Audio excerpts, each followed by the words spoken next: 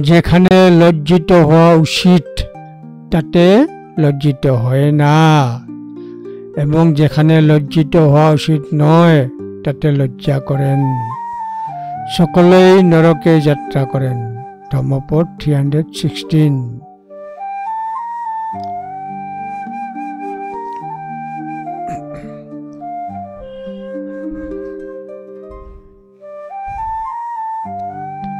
তাহাদের লজ্জিত হওয়া উচিত নয়, অথচ যাহারা লজ্জিত হয়, এবং তাহার লজ্জিত হওয়া উচিত, অথচ যাহারা লজ্জিত নহে।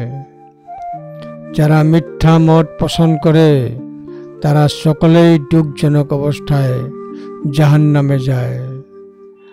যেখানে লজ্জা নেই সেখানে তারা লজ্জিত, কিন্তু যেখানে লজ্জা সেখানে লজ্জিত হয় না। তাই অশুভ দৃষ্টিভঙ্গি গ্রহণ করে অশুভ জন্মে যায়, নরকে পতিত হয়। ধম্মপদ 316।